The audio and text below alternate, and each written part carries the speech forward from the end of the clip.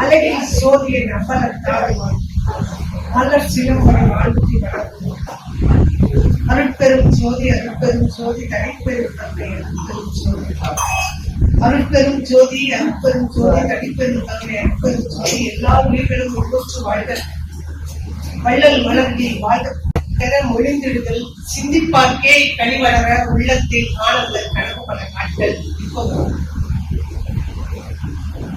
கண்ணீர் துளி வர உள் உருக்குதல் இதையாவும் நீ அருளும் கலைகளோ ஒளிவளரும் தமிழ்வாடி அனைத்தும் அருள்வாயின் இந்த மகாகவி தமிழ் வணக்கத்தை முன்னிட்டு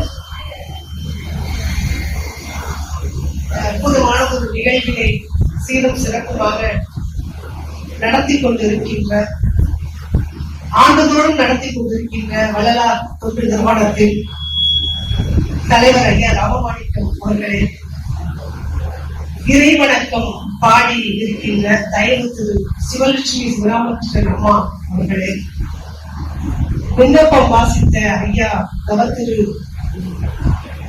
பாபு அவர்களே தலைமை வகித்து தலைமை உரை என்றவுடனேயே தொடக்கத்திலேயே ஒரு மிக பெரும் உரை இருக்கும் என்று நினைத்துக் கொண்டு வந்த தருணத்தில் இல்லை, நான் இந்த நிகழ்வினை மிகச் செம்மையாக நடத்தி விரைவிலே என் தலைவர் உரையை தருவேன் என்று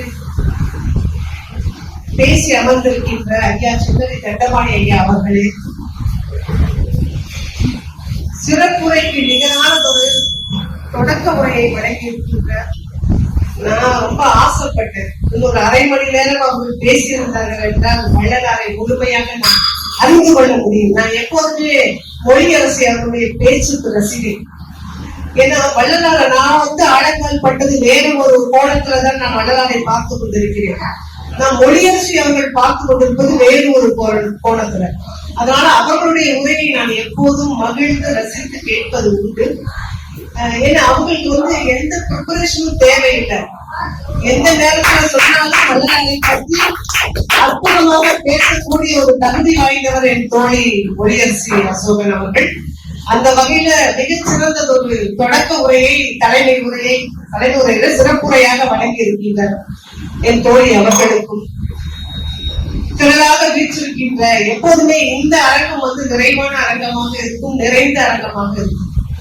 திரளாக வீற்றிருக்கின்ற ஆன்மீக அன்பர்கள் அத்துணை பெருக்கும் பணிவார்ந்த வணக்கத்தை சொல்லி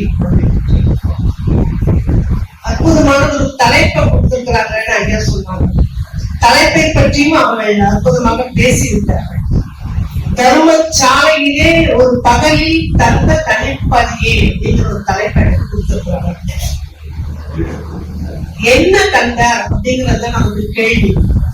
தர்மசாலையிலே ஒரு பகலில் ஒரு பகல் நேரத்துல பெருமானுடைய எல்லா பாடல்களையும் பார்த்தால் பகல்ல இறைவனுடைய அருளை பெற்றதாகத்தான் இருக்கும். நீங்க அனுபவ மாலை, இங்கீத மாலை என்று எல்லா மாலைகளையும் எடுத்து படித்தால் பகல் நேரத்துல இறைவனுடைய அருளை பெற்றதாகத்தான் பெருமாள் எழுதியிருப்பார்.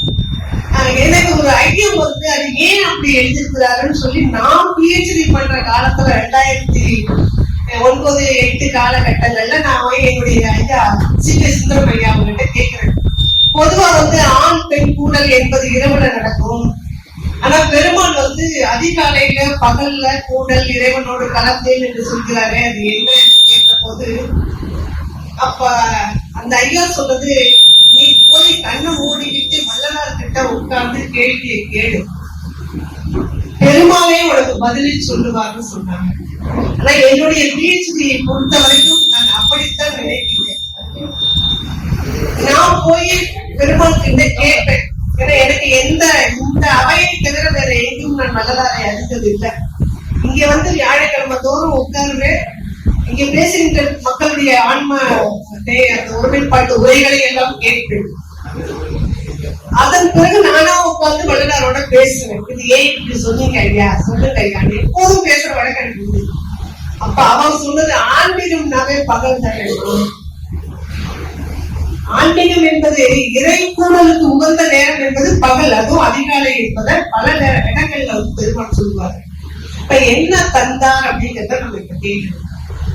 எல்லாம் நமக்கு தெரிஞ்ச விஷயம் தான், தெரியாதது எதுவுமே இல்லை. ஆண்டோருக்கு இங்கே நாம் பேசிக் கொண்டிருக்கிறோம். அதனாலதான் நான் சென்ற ஆண்டு என்ன பேசினோ அதையெல்லாம் மொழியரசி அவர்கள் இந்த பேசிவிட்டாங்க. நான் அதுல இருந்து வேற பக்கம் வந்துடுறேன். அந்த பக்கத்துல நான் வரல. இருக்கேன் என்ன தந்தாரு? சன்மார்க்கம் தந்தாரு. சன்மார்க்கம்னா என்ன என்பது நம்ம எல்லோருக்குமே தெரியும். எல்லா உயிரிலும் நிறைந்திருப்பவன் இறைவன். அதனால இறைவனை வணங்குவதும் மக்களை வணங்குவதும் ஒன்றுதான் என்பதுதான் வள்ளலாருடைய சன்மார்க்க கொள்கை. அடுத்தது ஜீவகாருண்யம். அது எல்லாருக்கும் தெரிஞ்ச விஷயம் தான். எந்த உயிருக்குமா பசிக்கிறதை நாம பார்க்க கூடாது. ஜீவத்தில் எல்லா உயிர்களின் மீதும் கருணை கொண்டு ஒழுகுதல் வேண்டும். அதை இறைவன் ஒழுகுகிறார். இது மரணம் இல்ல பெருவாழ்வு. மரணம் இல்ல பெருவாழ்வு என்பதும் நாம் அறிந்ததுதான். இந்த உடல் மட்டும்தான் அழியும், அல்ல இந்த ஜீவன் அழிவது கிடையாது. அதனால இந்த மரணம் இல்ல பெருவாழ்வை இறைவன் அந்த ஒரு பகல்ல கொடுத்தார் என்பதைத்தான் பெருமான் அப்படி சொல்லுகிறாரு அப்படின்னு நான் நினைக்கிறேன். ஏன்னா முதல் வரையிலேயே அதை சொல்லியிருக்காரு. காலையிலே என்னுடத்தே கிடைத்த பெரும் பொருளை, காலையில எனக்கு கிடைத்த பெரும் பொருள் என்பது எது?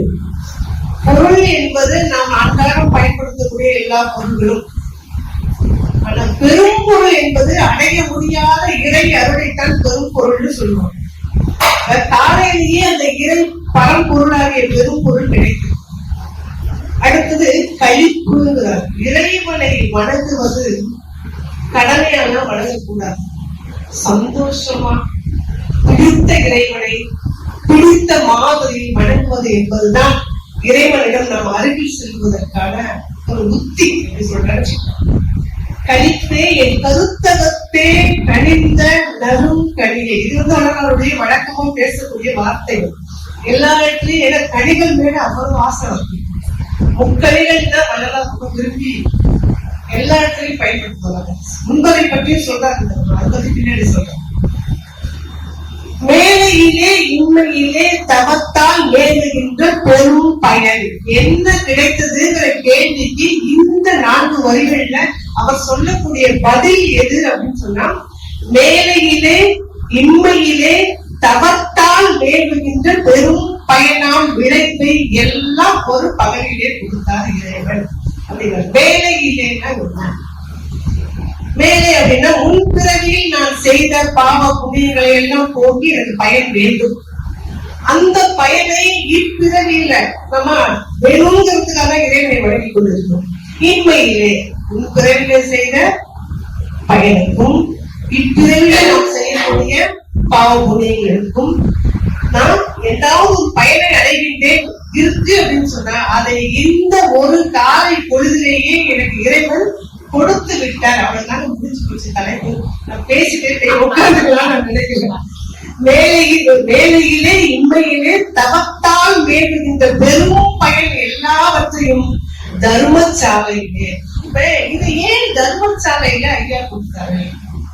பெருமாளுக்கு எத்தனையோ முறை அதிகாலையில அவரு ஞான சபையில வணங்கி இருக்கிறார். ஞான சபையை கட்டி இருக்கிறார். ஞான சபையை திறந்து வச்சிருக்கிறாரு. ஞான சபையில் கிடைக்காத ஒரு பெயரும் புகழும் பெருமாளுக்கு எதுல கிடைச்சிருக்குன்னா தர்மசாலையில தான் கிடைச்சிருக்கு. அதனாலதான் அவர் சொல்றாரு, எனக்கு தர்மசாலையில தான் இத்தனை இன்மை மறுமை என்று எல்லா பிறவிகளிலும் கிடைக்கக்கூடிய ஒரு பயனை ஒரே ஒரு பகல் பொழுதில் ஒருவேளை உணவு கொடுக்கும் போது எனக்கு கொடுத்து விட்டாங்க இறைவன் சொன்னா, அப்ப தர்மசாலை எவ்வளவு உயர்ந்தது அப்படிங்கிறது அவ்வளவுதான் தலைப்பு. ஆனா இந்த தலைப்புக்குள்ள நம்ம சிந்திக்க வேண்டியது என்பது நிறைய. இந்த ஒரு வரி, அதுதான் மாணிக்க பையன் எப்போ தலைப்பு கொடுத்தாலும் ஒருத்த வரியை கொடுத்துட்டு நீ 1 மணி நேரம் என்னமோ 2 மணி நேரம் 4 மணி நேரம் கூட நீ பேசலாம் என்றபடியான ஒரு தலைப்பை அவர் கொடுப்பார். மொழியரசு சொன்னாங்க 158வது ஆண்டு. 158வது யோசிச்சு பார்க்க மலப்பா இருக்குது. விருந்தினர்கள் நம்ம வீட்டுக்கு வந்தாங்கன்னா 3 நாள் விருந்து மருந்து 3 நாள் அதுமாதிரி சாப்பாடு பண்ண முடியாது. அதுக்கு வேற என்ன, நம்ம மூஞ்சி நமக்கே தெரியும் எப்படிலாம் மாறுது. இங்க 158 ஆண்டுகள், இன்னும் சரியா சொல்ல போனா நான் நாள் கணக்குல சொல்லலாம்னு நினைச்சேன். 57,711 நாட்கள். 3 நாட்கள் உணவு கொடுக்கணும்னு நினைச்சாலே நம்மளால 3 நாளுக்கு மேல நாமளே போத்திட்டு படுத்துவோம். எனக்கு உடம்பு சரியில்லை, எனக்கு தலைவலிக்குது, என்னால சமைக்க முடியலன்னு சொல்லக்கூடிய இந்த காலத்துல ஒண்ணு பொருளாதார வசதியும் இடம் கொடுக்காது. பொருளாதார வசதி இடம் கொடுத்தாலும் உடல் ஆதாரம் இடம் கொடுக்காது, சமைக்க முடியாது பெண்களால. அப்படி இன்னும் சொல்ல கூட இப்பெல்லாம் நான் உங்க வீட்டுக்கு வரேன்னு யாராவது சொன்னா முதல் நாளைக்கு அன்னைக்கு ஊர்ல இல்லையே, வெளியூர்ல இருக்கேன்னு சொல்லக்கூடிய இந்த ஒரு காலகட்டத்துல அவர் பார்த்து 57,711 நாட்கள் குறிப்பு வச்சுக்கீங்க. 57,711 நாட்கள் இந்த தர்மசாலை தொடர்ந்து நடைபெற்றுக் கொண்டிருக்கிறது. இந்த பசியாற்றுவித்தல் என்று சொல்லக்கூடிய செவ்வறம் அல்லது பேரறம் என்று சொல்றாங்க. பெருமைக்கு இந்த அறம் தொடர்ந்து நடந்து கொண்டிருக்கிறது. ஒரு இடத்துல இல்ல, 2 இடத்துல இல்ல. வள்ளப்பெருமானார் ஆரம்பித்த வடலூரில் மட்டுமல்ல, கிளைகளாக தமிழகம் எங்கும் பரவி நடந்து கொண்டிருக்கிறது என்று சொன்னால் அது எவ்வளவு பெரிய அறம். அதனாலதான் அந்த ஒரு காலை பொழுதில் எல்லா புண்ணியத்தையும் எல்லோரும் அடைய முடிகிறது அப்படிங்கிறத இது தெளிவா தெரிவிக்கணும். நிறைய சத்திரங்கள் இருக்குது ஒரு காலத்துல. அந்த சத்திரம் 1000 அப்படின்னாரு பாரதியார் சொல்லுவாங்க. நிறைய சத்திரங்கள் இருந்தது. ஆனா அந்த சத்திரத்துக்கும் இந்த சத்திய தர்ம சாலைக்கும் என்ன வேறுபாடு? இந்த சத்திரம் இப்ப இருக்கான்னு தெரியாது. ஒரு காலகட்டத்துல ஒரு 100 ஆண்டுகளுக்கு முன்பாக அங்கங்க ஒரு 10-20 கிலோமீட்டருக்கு ஒரு இடத்துல அன்னசத்திரம் இருக்கும். மக்கள் போவாங்க, அங்க தங்கி ஓய்வெடுத்து அங்க கொடுக்குற உணவை உண்டி விட்டு செல்வார்கள். தமிழ் இலக்கியத்துல அது கொடுத்தாங்க நிறைய பாடல்கள் தான் இருக்கு. காலநிலை புலவர்கள் ரொம்ப நகைச்சுவையா எழுதுறாங்க. நான் அதுக்குள்ள போகல. ஆனா இப்ப அந்த அன்னசத்திரம் இருக்கானா? இல்ல. ஒரு 100 ஆண்டுகளுக்கு முன்பாக இருந்த அன்னசத்திரங்கள் இல்ல. ஆனா 158 ஆண்டுகளுக்கு முன்பாக தொடங்கி வைத்த தர்மசாலை இன்றும் இருக்கிறது. தொடர்ந்து அதே அடுத்து இருந்து கொண்டே இருக்கிறது. அதுதாங்க தர்மசாலையுடைய பெருமை. அது அவங்க சொன்னாங்கல்ல, அப்படியே சொன்னாங்க, பட்டினியுற்றோர், பட்டினியான மக்கள் இறக்கிறாங்க, பசித்தனர், பசித்து பசித்து வாடி போறாங்க, களைப்பால் பரிதவிக்கின்றார்கள் கேட்ட போதெல்லாம் வல்லாருடைய மனம் எப்படி இருந்த நடுக்குற்று. அந்த நடுக்கம் தான் வாடிய பயிரை கண்ட போதெல்லாம் வாடினே என்று சொல்லுவார். அப்படி வாடினதுனாலதான் எல்லா உயிர்களையும் தன் உயிர் போல எவன் ஒருவன் இருக்க நினைக்கிறானோ அவனாலதான் சாப்பாடு கொடுக்க முடியும். அதனாலதான் அவங்க அதை தர்மசாலையை தொடங்கினாங்க. சாதத்துக்கும் பிரசாதத்துக்கும் வேறுபாடு. நாம சாப்பிடுற சாதத்துக்கும் எல்லாத்தையுமே புரட்சி துறவி வள்ளலார் மாத்துறாங்க. சாதத்திற்கும் பிரசாதத்திற்கும் என்ன வேறுபாடு? சமைச்ச சாப்பாட்டை நம்ம சாப்பிட்டா அது சாதம், சமைச்ச சாப்பாட்டை மத்தவங்களுக்கு போட அம்மா அழகா சொல்றாங்க, துறவிக்கு போட்டாலும் அது பிரசாதம். ஆனா ஒரு காலத்துல அப்படி சொல்லப்படவில்லை. இறைவன் முன்பாக படைத்து தொன்னையில கொஞ்சம் கொஞ்சமா கொடுத்தா அதுக்கு பேர் பிரசாதம். பெருமாள் அதெல்லாம் வேலைக்காக இருக்காரு. பசித்தவனுக்கு நீ ஒரு மூட்டை சோறு கொடுத்தா அவனுக்கு அது இன்னும் பசிக்கு கிளப்பிவிடும். அதனால ஒவ்வொரு உயிருக்கும் இறைவன் வாழ்கின்றால் அந்த உயிருக்கே நீ கொடுப்பதுதான் பிரசாதம் என்று தத்துவத்தை மாற்றி காட்டியது உள்ளவர். சும்மா பிரசாதம்னு தொன்னையில கொடுத்ததை மாற்றி அமர்ந்து இவர்கள் தான் இறைவர்கள்.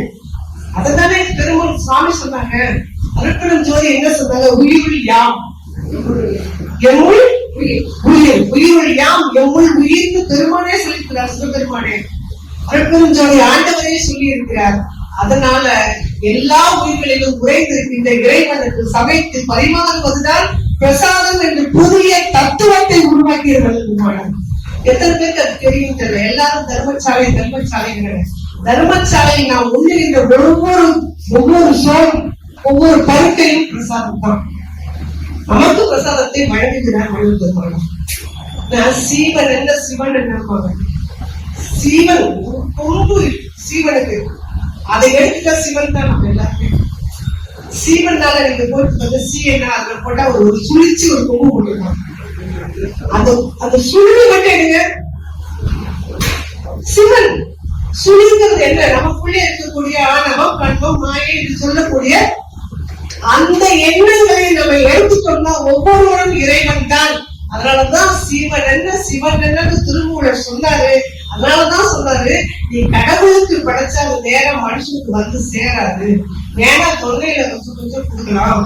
ஆனா மனிதனுக்கு படைத்தாயானால் அது நேராக இறைவனுக்கு சென்று சேரும் என்று சொன்னதுனாலதான் படமாடு கோயில் பகவத் ஒரு ஈவில் நடமாடும் கோயில் நம்பருக்கு அது ஆகா.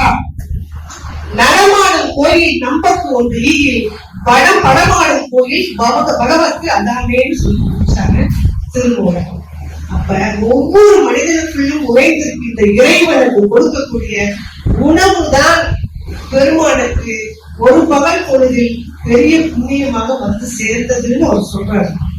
ஏங்க கொண்டாடுறதுனால ஆண்டுதோறும் கொண்டாடுகிறார், ஆண்டுதோறும் ஒரு புதிய புதிய தலைப்பு கொடுக்கிறாரு, நானும் மொழியரசி வந்துகிட்டு பேசிக் கொண்டிருக்கிறோம். ஆனா வேற வேற பேசியாகணுங்கிற ஒரு பயம் இருக்கு.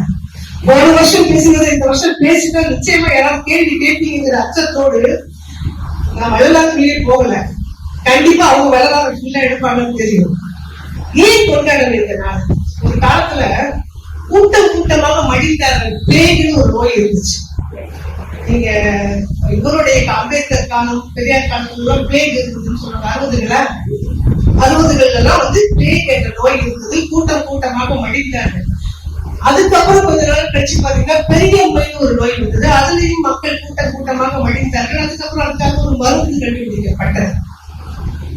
அதன் பிறகு நீங்க பாத்தீங்கன்னா எய்ட்ஸ் ஒரு நோய் ரொம்ப மோசமான நோயாக பேசப்பட்டது எல்லா இடத்துலயும். புலிராஜா யார் அந்த புலிராஜான்னு கேள்வி கேட்டுருந்தாங்க. அதுக்கப்புறம் இப்ப திரும்பவும் பரப்புவதாக ஒரு கேள்வி. கர்நாடகால 21 பேருக்கு இப்ப கொரோனா கண்டுபிடிச்சிருக்கிறார்கள். இன்றைய செய்தி கொரோனா என்ற நோய் வந்தது ஒரு 4 ஆண்டுகளுக்கு முன்பாக 2019 காலகட்டத்தில் பயங்கரமாக கொரோனால மக்கள் கூட்டம் கூட்டமாக மடிந்தார்கள். அது இல்லைன்னு போய் சொல்றாங்க மக்கள். இப்பவே பேச ஆரம்பிச்சு போய். ஆனால் கூட்டம் கூட்டமாக மடிந்ததை நாம் கண்ணால பார்ப்போம். ஒவ்வொரு காலகட்டத்திலையும் ஒரு நோய் வந்தது. அந்த நோயின் காரணமாக மக்கள் வந்து கும்பல் கும்பலாக மடித்தார்கள். ஆனா அதுக்கெல்லாம் நோய்க்கெல்லாம் மருந்து கண்டுபிடிச்சாங்களா? அவங்க யாரும் தெரியும். எல்லா நோய்க்கும் ஒவ்வொருத்தரும் மருந்து கண்டுபிடிச்சிருக்காங்க. இப்ப டிபின்னு ஒரு காலத்துல வந்தது. நீங்க ஒரு திரைப்படத்துல பாத்தீங்கன்னா டிபி வந்த ஒரு பெண்ணை யாருக்காவது டிபி வந்துச்சுன்னா ஒரு அறையில தனியா போட்டுருவாங்க. தனியாக ஒரு அறையில ஒரு இருமல் இருந்துடக்கூடாது. ஒரு காலத்துல கொரோனா காலத்துல எப்படி தும்மினா தனியா ஒரு அறையில போட்டாங்களோ அதே போல ஒரு காலகட்டத்துல இருமுன்னா அவங்களை தனியா போட்டுருவாங்க. ஏன்னா அது டிபி காச நோய்னு சொல்லுவாங்க. மிக எல்லாருக்கும் பரவக்கூடிய நோய் காச நோய்னு சொல்லுவாங்க. ஒவ்வொரு நோய்க்கும் ஒவ்வொரு மருத்துவர்கள் மருந்து கண்டுபிடிச்சிட்டாங்க. ஆனா யாரு நமக்கு தெரியும்? இதுவரை யாரையுமே தெரியாது. ஆனால் போய் தேடி பிடிச்சு இப்ப கூகுள்னு ஒண்ணு இருக்கிறதுனால கூகுள்ல போட்டு தேடினா இதுக்கு இந்த மருந்தை கண்டுபிடிச்சவர் இவரு அப்படின்னு வாயில நுழையாத ஒரு பேர் நமக்கு கிடைக்கும். ஏன்னா தமிழ்நாட்டுல இருந்து யாரும் கண்டுபிடிக்கல. தமிழ்நாட்டுல கண்டுபிடித்த நாட்டு மருந்துகளை யாரும் கொண்டு போய் தரமாக சரியான இடத்துல ஒப்புவிக்க கொடுக்கல. அதனால நம்ம மருந்து போய் சேரும். காசு நோய்னு சொல்ற ஜெர்மன்ல தான் கண்டுபிடிச்சாங்க மருந்து. ராபர்ட் ஜெர்க் அப்படிங்கிறதுனால அந்த நோய்க்கே ஜெர்க்குன்னு பேர் வச்சிருக்காங்க. பிளேகுக்கு வந்து அலெக்சாண்டர் பெஸ்டிங்கிறவர் கண்டுபிடிச்சிருக்காரு. படிச்சுட்டு வந்தேன், எனக்கு தெரியாது. தேடி 1/2 மணி நேரமா கூகுள்ல போட்டு தேடி தமிழ்ல கிடையாது அந்த வெப்பம். நியூஸ்ல பற்றி எடுத்து அந்த நியூஸை கொண்டு வந்து கூகுள் டிரான்ஸ்லேஷன்ல போட்டு தமிழ்ல படிச்சு எவன்டா அது கண்டுபிடிச்சதுன்னு தேடி கண்டுபிடிச்சிட்டு வந்து சொல்றேன். யோசிங்க, இத்தனை நோய்கள் வந்தது, இத்தனை நோய்களுக்கு மருந்துகளை கண்டுபிடித்தார்கள். அவர்கள் யாரும் மனிதனுடைய மனசுல நிக்கல. ஆனா வரலாற்றில் யார் இடம் பிடித்திருக்கிறார்கள் சொன்னா நீங்க தமிழ்நாட்டிலேயே யோசிச்சு பாருங்க. அம்மா சொன்ன மாதிரி மனிதர்களை வந்து அமுதசுவர்களை கையில் ஏற்றி கொண்டிருந்தாங்க.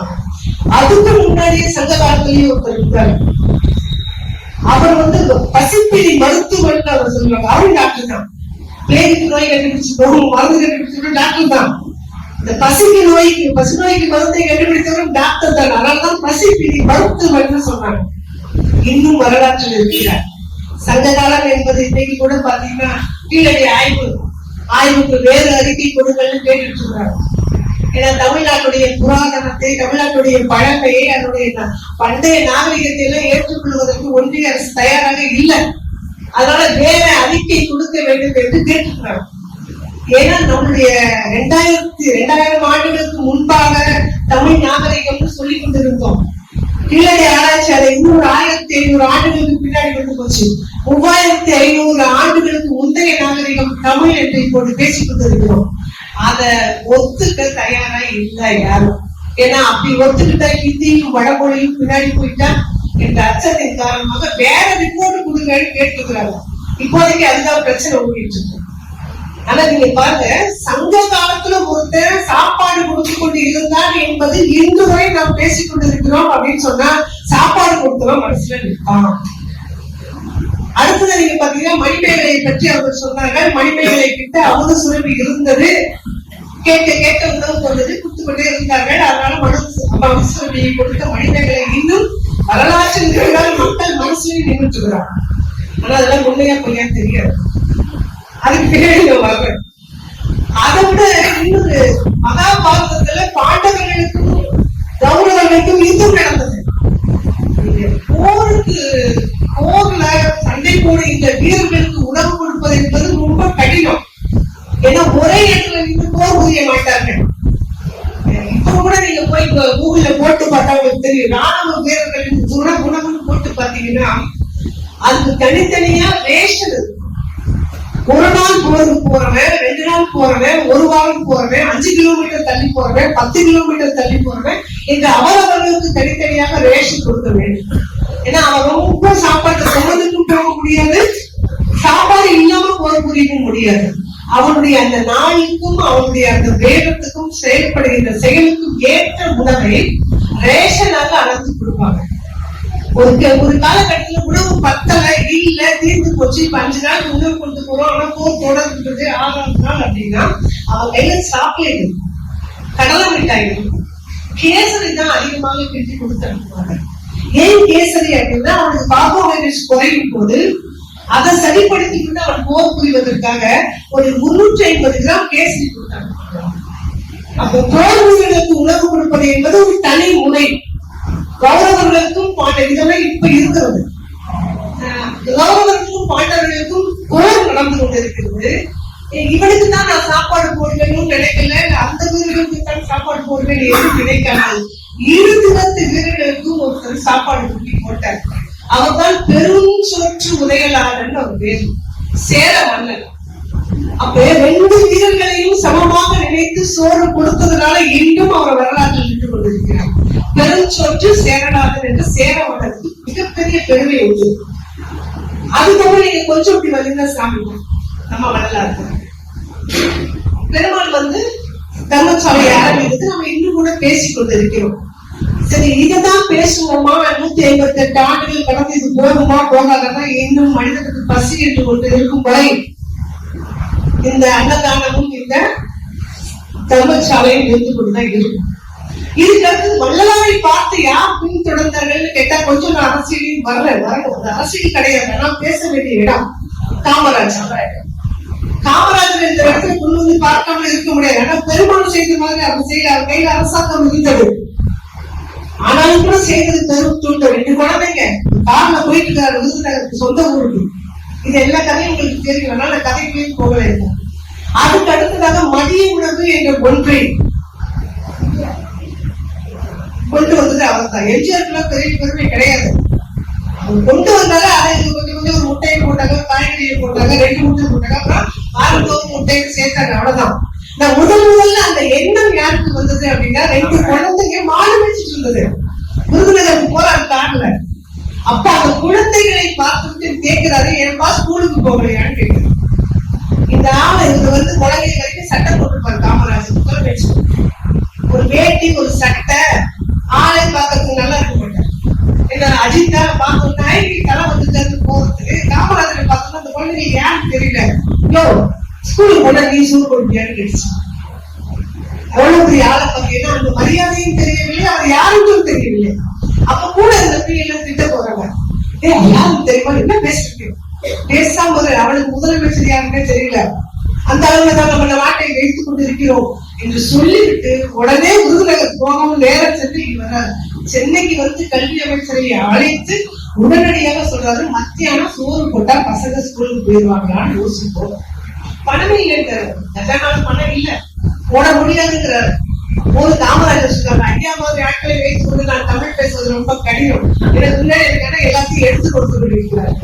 உடனே அவர் சொல்றாரு, நீ யாருடைய திட்டத்தை நான் மடிப்பிச்சை வாங்குகிறேன் எல்லோரிடமும் என்று சொல்லி பிச்சை வாங்குகிறேன் என்று சொல்லி கல்வியை கொடுத்தவர்கள் காமராஜர்.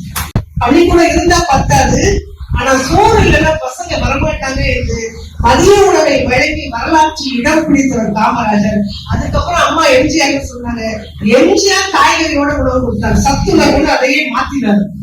அதன் பிறகு வந்தவங்க ஒரு நாள் முட்டை தரேன்னு சொன்னாங்க. அதன் பிறகு வந்தவர்கள் வாரந்தோறும் 4 முட்டை தருகிறேன்னு முட்டை போட்டாங்க. அவ்வளவுதான். அதனால அவர்கள் வரலாறு சொல்ல முடியாது. ஆனா அதுக்கு அடுத்ததாக புதிய வரலாறாக நான் எந்த அரசியலும் பேசல, தர்மசாலையை மட்டும் பேசுவேன். புதிய வரலாறாக மத்தியானம் மட்டும் சோறு கொடுத்தா பத்தாது, குழந்தைங்களுக்கு காலையில ரொம்ப பசிக்கும் என்று காலை உணவை கொடுத்தது இப்போது இருக்கக்கூடிய அரசாங்கம். பேர் சொன்னா அரசியல் நான் சொல்லணும். ஏன்னா இது அரசியல் சொல்லக்கூடிய வேலை இல்லை என்பதனால ஐயா கை தட்டிட்டாங்க. அதனால சொல்லுகிறோம், வரலாற்றில் நீங்க பள்ளிக்கூடம் என்று இருக்கும் வரை காமராஜர் இருப்பார், அதே போல பள்ளி என்று இருக்கும் வரை ஸ்டாலின் அவருடைய பெயரும் வரலாற்றில் இருக்கும். காரணம் பசியாற்றுவித்தல் என்ற அரும் பணியை கையில் எடுத்தது. அதனாலதான் சொல்றோம், பெருமாள் இந்த பணியை கையில் எடுத்தார். பசியை ஆற்றுவித்தால் தான் மக்கள் அடுத்தடுத்து என்ன சிந்தனையே அப்பதான் சொன்னாங்க, சிந்திக்கக்கூடிய திறன் வரணும்னா பயிர் நிறைய. ஒருவேளை நமக்கு பசி அதிகமாக இருந்து வயிறு நிறையவில்லை என்னவா ஆகும் நம்மளால யோசிக்க முடியாது. பாகிஸ்தான்ல சொல்றாங்கல்ல, பயங்கரவாதிகள் தீவிரவாதிகள் யாரு அவங்கள ஒரு காலத்துல சூழல் இல்லாம இருக்கிறாங்க. யார பட்டினியோட இருக்கிறான்னா அவன் என்னவாக மாறுவான் என்பது எல்லாராலையும் கணிக்க முடியாது. பாரதி எப்படிப்பட்ட நாட்டு பற்றாளர், எப்படி பேசுவோம். பாரதி பேசும்போது குழந்தைங்க கிட்ட சொன்னா, காக்கா திருடுண்டா, திருடினால் கூட அந்த காக்காவுக்கு நீ கருணை காட்ட எப்படி திருடும் அந்த காக்கம் காவை அதற்கும் இறக்கப்பட வேண்டும் அப்படி பார்ப்பாங்க. காக்காவுக்கு இறக்கப்படணும்னு சொல்லுவோம். அப்புறம் இந்த மலைகள், காடுகள், காக்கை, குருவி எல்லாமே நம் சாதின்னு சொல்லக்கூடியவன் தான் பாரதி.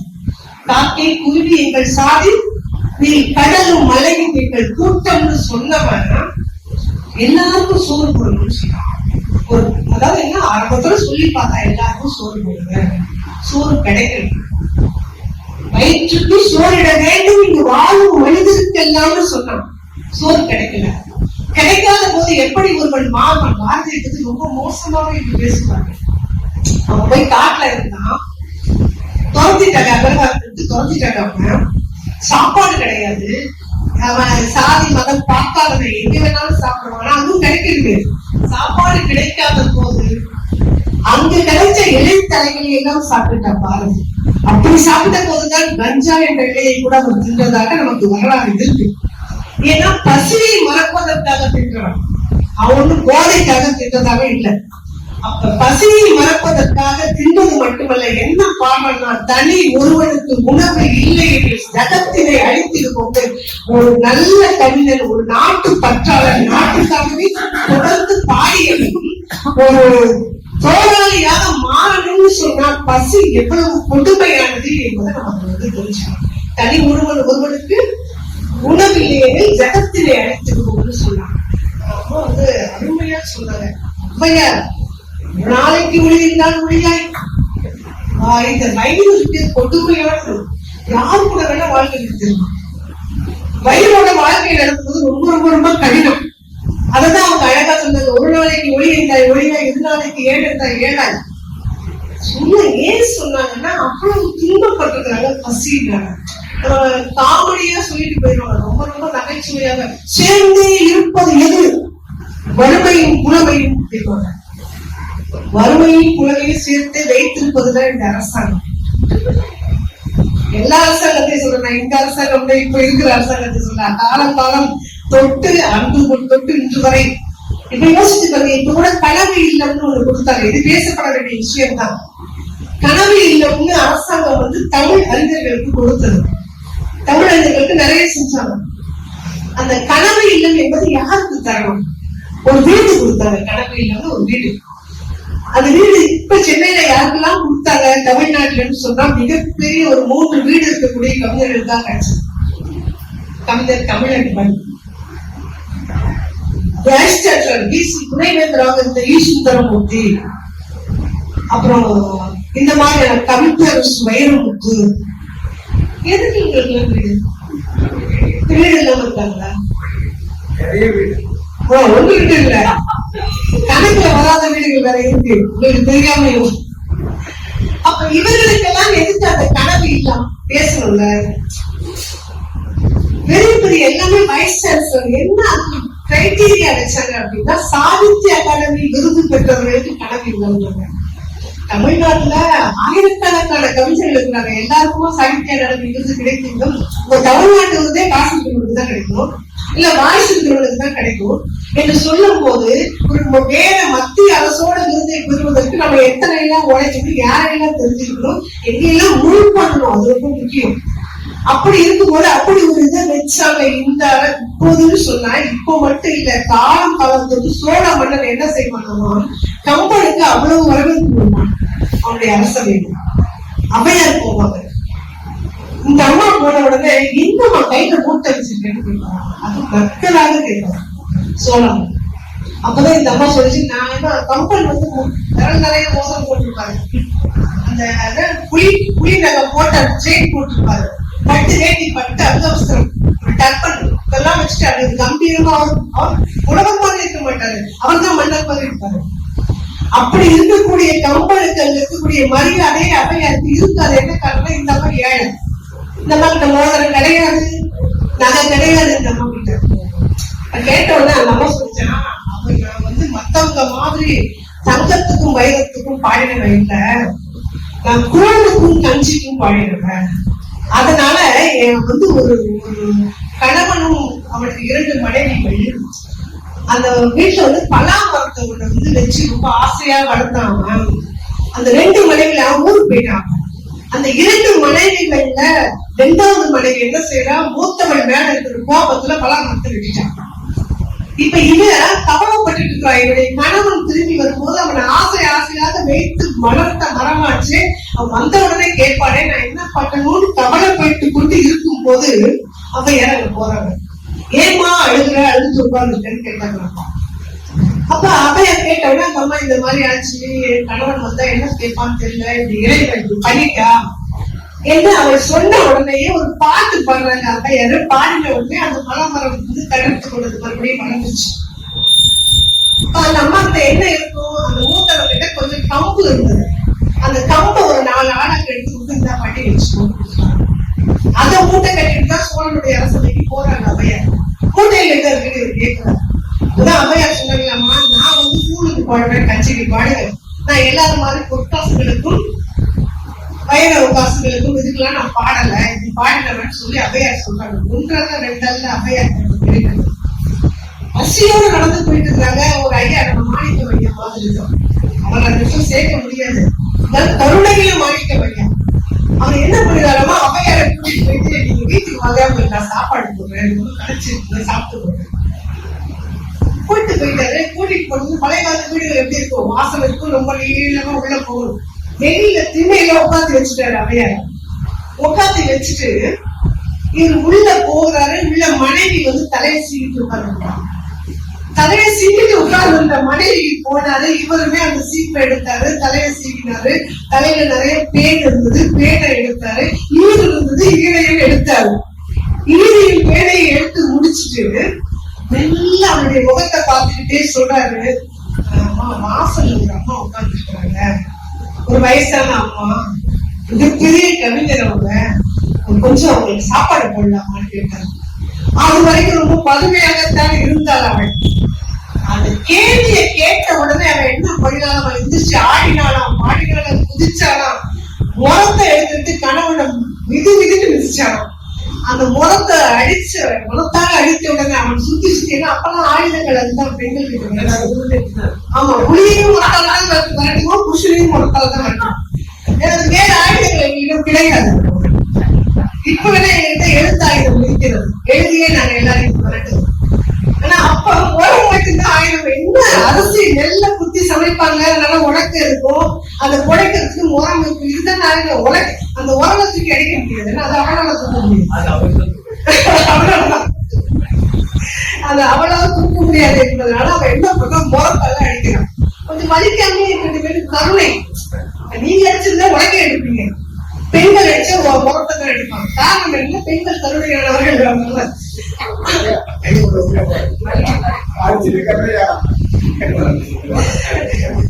அவன் சொன்னான் அவன் இருந்து அதாவது சொன்னான் சுத்தி சுத்தி சுத்தி வராது அவரு விடாம அடிக்கிறா. அவன் அடிச்சு ஒரு வழியில அவன் வெளியில போக முடியாது. ஏன்னா அவையார் உட்கார்ந்துருக்காங்க.